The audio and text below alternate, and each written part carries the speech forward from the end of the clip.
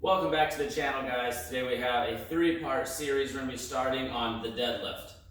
Today's main part of the video is going to be going over all the different deadlift variations, why to use certain ones, which ones are maybe better for you or your goals on what you're looking for.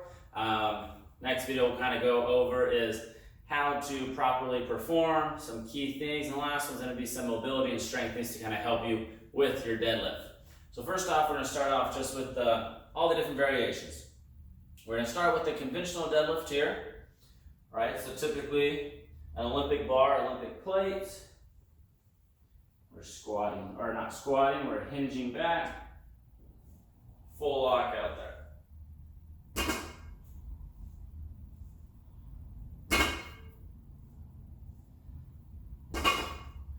So this deadlift is good for many. It's great for building strength. I think sometimes you can get some asymmetries, especially if you're doing mixed grip, because that does affect your shoulder positioning as well as your lat tension and everything like that. So I always recommend either switching the grips or just doing a double overhand grip, because you can create some asymmetries with that. It's also not ideal for everyone with every height, leg lengths, different things like that, because the height off the ground is arbitrary. So you don't necessarily have a specific purpose for it. So you can get a little bit, some people just aren't meant, they can't get in the correct position for it. I also recommend that we get down into the correct position first, not get down here and then try to get into the direct position, because that's gonna be a little harder. You're just gonna be compensating through that low back to get that back straight rather than through your hips. So that's just the regular conventional deadlift, where we end up bending at our knees a little bit more. Say for an RDL, which we'll show now, we'll kind of start in the top position, hinge back, knees just have a slide bend, and then we go down. So this is a very controlled movement. What's good about the RDL is you're starting from a top position, which everyone can get into, right? Very, very limited mobility requirements to get to this position. Then you're going to be slowly lowering, keeping your back flat into that position. So you're actually kind of building strength and lowering in controlled fashion into the position versus having to start in that more difficult position. So those are the kind of difference between an RDL and a conventional deadlift. One thing to note about the RDL is it does typically work on your hamstring mobility a little bit more. So if that is your goal, then that's a perfect thing to work on for that. Our next variation that we're going to be talking about is our sumo deadlift, which is very common in powerlifting spheres. So the stance can vary from person to person. The wider you go, obviously the closer to the ground you're getting. Some people say it'll be a little easier because you're decreasing the distance you have to pull with the deadlift. It's also good for people with longer legs, because you're kind of shortening them, or longer femur lengths compared to their body, because now the pull is different. You're also going to have to be working a little bit more on your adductor mobility rather than your hamstring mobility, which is more the RDL and conventional deadlift. Then you work a little bit more muscle groups. Your torso is typically a little more upright, so you're going to get a little bit more quads as well. And then obviously the adductors and the outside of your legs, because you got to keep your knees pointed in good alignment, because we don't want them coming in like that, right? So the glutes you're going to have to pull out, but since you're going to have that more upright torso, you're going to be working more of your quads. But we'll kind of do a little demonstration here.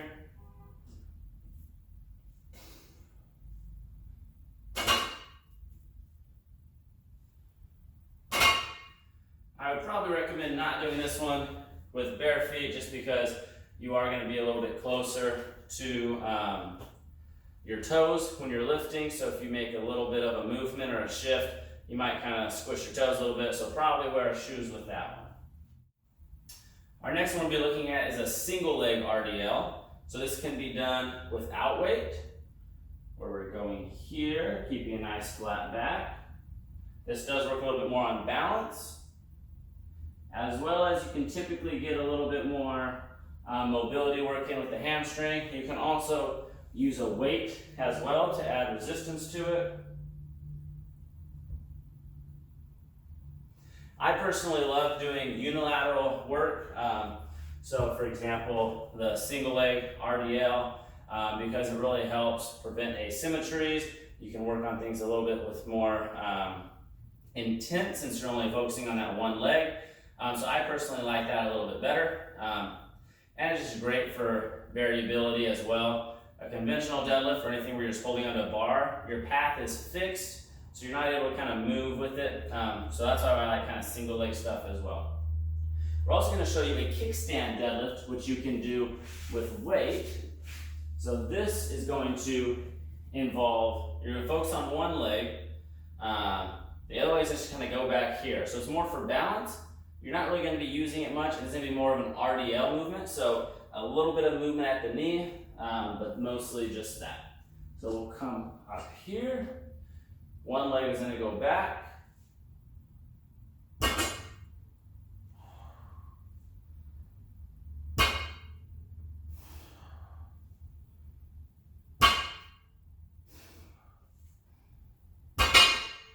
That one is actually one of my favorite for building that hamstring, glute strength. If you want, you can also put the back leg up on a block or a couple of weights as well to help with that, just so you're not using it. But that one's a great one as well. We're going to show you a great one that I like to do, not necessarily for leg strength per se, but it's going to work a lot on your core as well as kind of your hips just to stabilize. This is called a suitcase deadlift. You can use smaller weights, you can use kind of whatever you have. I'm going to use a bar here because it also works a lot on balance. So for this, you're just going to have the bar set up just right here. You're going to be in the middle of the bar. The goal is to grab the bar in the middle and lift up, really stabilizing here so we're not coming here and we're also not leaning over to the opposite side. So we're going to bend down, brace, hold tight.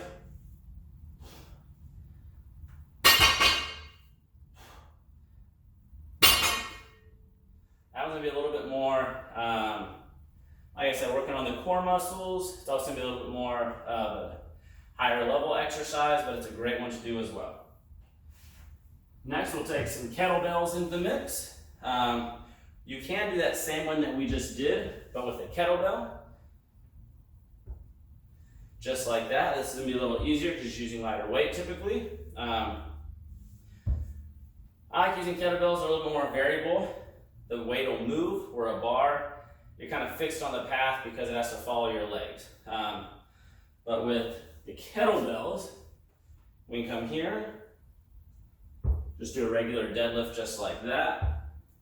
You can also do a sumo deadlift with kettlebells as well, doing that same thing. So there's a little bit more variable. We'll show you now. This is a variation with the dumbbells. Good and bad of it. One, if you do have more range of motion and you really want to work that range of motion, dumbbells are great. They're really close to the ground, so you have to go a little bit lower. But also, they can stay close to your body as well, which is good. Anything close to your body or on the sides of your body where the weight is going to be beneficial, or should I say it's going to be less stress on the back. So if you have back pain, I recommend using kettlebells, dumbbells, a hex bar, which we'll show in a little bit. With the weight out in front of us, it puts more strain on the back, which is fine, especially if we're building that, because it's good to build that low back strength. But also, if you do have back pain or anything like that, you may want to avoid that for a little bit. Stick with one of these. So you don't have to stop deadlifting completely, just modify your deadlift. But if you don't have as much range of motion, these require you to go much lower, so therefore you may not want to perform with the dumbbells. Maybe stick with the kettlebells. I'll kind of show you from the side.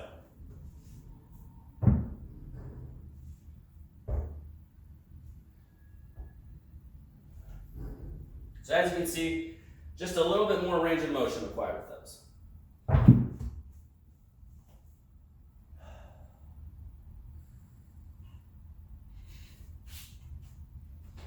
Okay guys, we got two more variations of the deadlift. We're gonna save the hex bar for last just because that's one of the best ones I think you can do, especially if you're new to deadlifting. But the next one I like to do is strictly for mobility, kind of hamstring adductor strength. So you're gonna get into an R sumo position.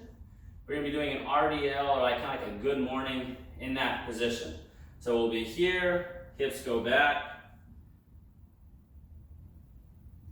You can add weight. I would start with body weight just because this is a new position for most people.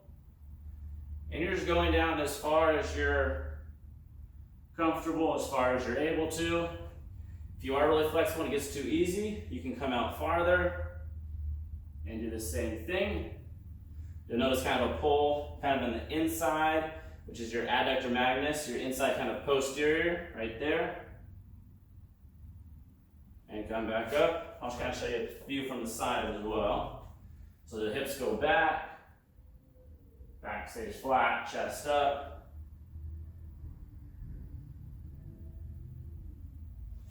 Just like that. We're gonna have the hex bar deadlift next. This out of the way. So this is a great one, especially for beginners or those dealing with back pain, for several reasons. One, we have the weight is lined up with us. It's right in our center of gravity, less strain on the back with this one, so that's perfect for that. Secondly, it's also great if you have decreased mobility, because these handles stick up higher than a normal weight would, and therefore they require less motion. If you want to use a hex bar, but you do have adequate mobility and you want to go all the way down, most of them you can also just flip around, and then you can do the deadlift with these handles right here as well. Just like that.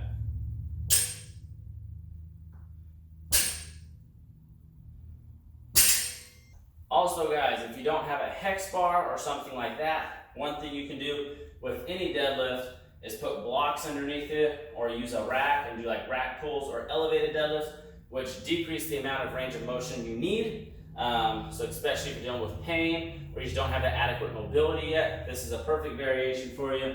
You don't have to go down as far, but you still get all the aspects of the strength there. It's also good if, for say, your pull off the ground is really strong, but you get a little weaker in these ranges or even up higher.